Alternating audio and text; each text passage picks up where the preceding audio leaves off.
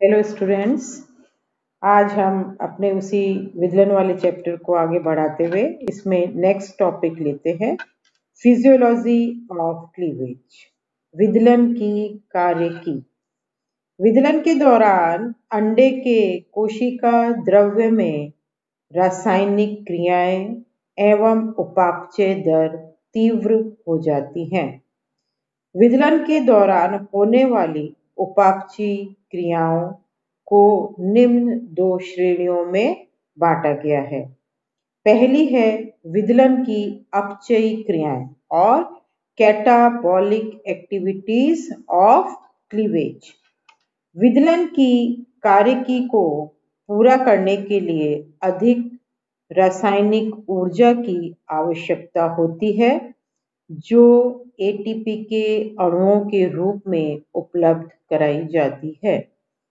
ATP के अणुओं का संश्लेषण अंडे के कोशिका द्रव में संचित भोजन के ऑक्सीकरण से प्राप्त ऊर्जा से माइटोकॉन्ड्रिया में किया जाता है। विदलन में ऊर्जा का व्यय तुर्कु रेशों के निर्माण, गुणसूत्रों की गतियों आदि में होता है। विदलन के दौरान बढ़ी हुई ऑक्सीजन की दर से यह स्पष्ट किया जा सकता है कि इस क्रिया में भोजन के ऑक्सीकरण से ऊर्जा का उत्पादन होता है। दूसरा है इसमें विदलन की अपचयी क्रियाएं और एनाबॉलिक एक्टिविटीज ऑफ क्लीवेज। विदलन के दौरान निम्न रासायनिक पदार्थों का निरंतर संश्लेषण होता रहता है। पहला है इसके अंदर डीएनए का संश्लेषण और सिंथेसिस ऑफ डीएनए। विदलन के हर विभाजन के साथ कोरक खंडों तथा उनमें उपस्थित केंद्रकों की संख्या द्विगुणित हो जाती है। केंद्रकों की संख्या में बढ़ोतरी के कारण डीएनए की मात्रा में भी बढ़ोतरी होती है या बढ़ती है। इस बढ़ी हुई डीएनए की मात्रा की पूर्ति डीएनए के द्विगुणन डुप्लीकेशन से होती है। विदलन के प्रत्येक विभाजन की अंतर अवस्था और इंटरफेस की एस अवस्था में डीएनए का संश्लेषण किया जाता है। इसके लिए अंडे में कोशिका द्रव में उपस्थित विभिन्न एंजाइम उपलब्ध न्यूक्लियोटाइड से डीएनए का संश्लेषण होता है। दूसरा इसमें संश्लेषण होता है आरएनए का, सिंथेसिस ऑफ आरएनए। विदलन की प्रारंभिक अवस्था में अंतर अवस्था काफी छोटी होती है तथा गुणसूत्र डीएनए एवं स्वयं के द्विगुणन में ही व्यस्त रहता है। इस कारण डीएनए का संश्लेषण नहीं होता है। यही नहीं, इसके अलावा जिससे आरएनए का संश्लेषण भी नहीं हो पाता है क्योंकि न्यूक्लियोलस का भी अभाव होता है। फिर भी जो विदलन की पश्च अवस्था है उसमें मैसेंजर आरएनए, एमआरएनए तथा टीआरएनए का अल्प मात्रा में संश्लेषण किया जाता है। थर्ड है इसमें प्रोटीन संश्लेषण और सिंथेसिस ऑफ प्रोटीन। विदलनकारी अंडों में विभिन्न क्रियाओं के संचालन के लिए विभिन्न प्रकार के प्रोटीन्स जैसे संरचनात्मक, एंजाइमेटिक तथा नियमकारी प्रोटीन्स की आवश्यकता होती है। अतः यह विदलन के दौरान इन आवश्यक प्रोटीन्स का संश्लेषण किया जाता है। विदलन में संरचनात्मक प्रोटीन की आवश्यकता झिल्लियों, राइबोसोम्स, माइक्रोट्यूब्यूल्स आदि के निर्माण के लिए होती है। अब हम देखते हैं सिग्निफिकेंस ऑफ क्लीवेज और विदलन का महत्व। इसका महत्व क्या है? भ्रूणीय विदलन में, भ्रूणीय विकास में विदलन एक महत्वपूर्ण क्रिया है, क्योंकि हमने देखा कि अंडा और जाइगोट जो है वह पहले एक कोशिकीय होता है और विदलन के बाद ही वह बहुकोशिकीय बन जाता है।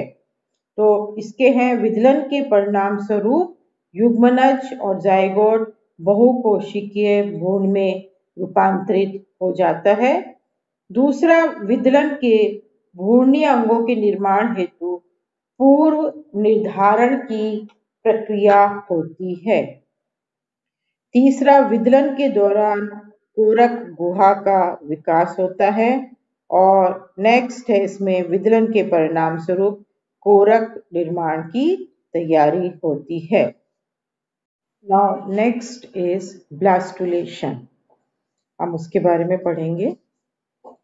विदलन के परिणाम स्वरूप एक कोशिकीय युग्मनज अनेक छोटी छोटी कोशिकाओं वाले भ्रूण में रूपांतरित हो जाता है। इन छोटी छोटी कोशिकाओं को हम कोरक खंड कहते हैं। विदलन द्वारा कोरक खंड ज्यामितिक अनुपात में बढ़ते हैं, अर्थात 2 से 4, 4 से 8, 8 से 16, 16 से 32। विदलन की प्रारंभिक अवस्थाओं में तो कोरक खंड गोलाकार आकृति धारण किए रहते हैं, परंतु कुछ समय पश्चात कोरक खंड की वे सतहें पारस्परिक बल के कारण चपटी हो जाती हैं, जिनसे वे परस्पर जुड़े रहते हैं। विदलन के फलस्वरूप बने कोरक खंड उनकी काचाभ झिल्ली द्वारा सतह, जेल स्तर या अंडवाकुट द्वारा परस्पर मजबूती से जुड़े रहते हैं। इस प्रकार कोरक खंड परस्पर जुड़कर विकसित हो रहे भ्रूण को एक विशिष्ट आकृति प्रदान करते हैं, जो शहतूत के फल की तरह होती है। इस भ्रूणीय अवस्था को हम मॉरूला अवस्था कहते हैं। इस तरह की आकृति का मॉरूला सिलेंट्रेट संघ के प्राणियों में पाया जाता है। कशेरुकी प्राणियों में वास्तविक मॉरूला का अवस्था का अभाव होता है, क्योंकि इसमें विदलन की प्रारंभिक अवस्थाओं में ही भ्रूण के कोरक खंडों के मध्य एक गुहा का विकास हो जाता है, जिसे हम कोरक गुहा या ब्लास्टोसील कहते हैं, जबकि वास्तविक मॉरूला अवस्था जो होती है वह ठोस होता है। अब हम देखते हैं ब्लास्टुला। अधिकांश प्राणियों में विदलन के परिणाम स्वरूप बने कोरक खंड एक निश्चित स्तर में जमा हो जाते हैं तथा इन कोरक खंडों के मध्य दरारों के रूप में एक संकरी गुहा का विकास हो जाता है। जिसे विदलन आगे बढ़ता है वह यह गुहा भी बढ़ जाती है तथा इस गुहा को हम कोरक गुहा या ब्लास्टोसील कहते हैं। कोरक खंडों से बने स्तर को कोरक चर्म और ब्लास्टोडर्म कहते हैं, जो कोरक गुहा को चारों तरफ से घेरे रहती है। इस तरह एक गोलाकार खोखली भ्रूणीय संरचना कोरक और ब्लास्टुला कहलाती है तथा इसके निर्माण की क्रिया को हम ब्लास्टुलेशन कहते हैं।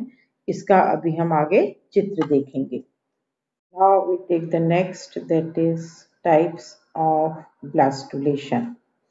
उसमें सबसे पहले हम देख रहे हैं अल्पपीतकी अंडकों में कोरक भवन, अर्थात जिसके अंदर पीतक की मात्रा कम है, अल्पपीतकी, और ब्लास्टुलेशन इन माइक्रोलेसिथल एग्स।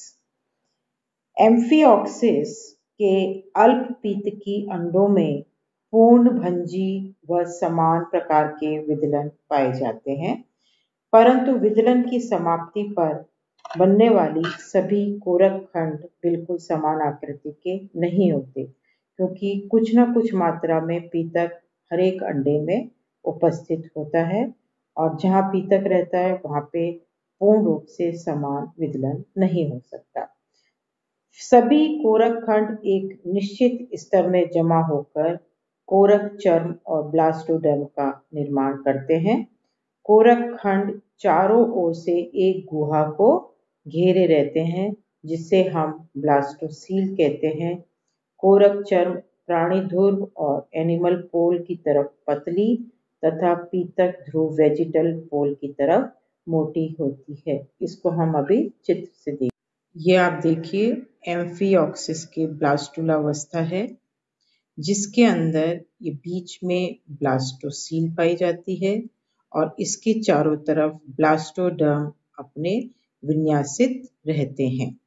यहाँ पर ऊपर एनिमल पोल की तरफ यह ब्लास्टोसील की तरफ जो ये सेल्स हैं ये थोड़ी छोटी होती हैं और वेजिटल पोल की तरफ ये थोड़ी बड़ी होती हैं। This is blastocoel, this will form endoderm, this is mesoderm cells and this is ectoderm cells. दूसरा प्रकार है मध्यम पीतकी एवं गोलार्ध पीतकी अंडों में कोरक भवन। मध्यम पीतकी एवं गोलार्ध पीतकी अंडों में अल्प पीतकी अंडों की तुलना में पीतक की मात्रा अधिक पाई जाती है तथा यह पीतक गोलार्ध की तरफ एकत्रित रहती है। पीतक गोलार्ध की ओर पाए जाने वाली कोशिकाएं प्राणी ध्रुव की ओर पाई जाने वाली कोशिकाओं की तुलना में बड़ी होती हैं तथा इनमें काफी अधिक मात्रा में पोषक पीतक संचित रहता है। ये पीतक युक्त कोशिकाएं दो या दो से अधिक स्तरों में उपस्थित रहती है। जो कोशिकाएं भीतर की तरफ उपस्थित रहती हैं वे एक दूसरे से परस्पर ढीले ढाले बंधनों से जुड़ी रहती हैं, जबकि वे कोशिकाएं जो बाहरी स्तर की ओर पाई जाती हैं सीमेंटिंग पदार्थ की उपस्थिति के कारण परस्पर मजबूती से जुड़ी रहती हैं। So thank you very much for today's lecture. Thank you.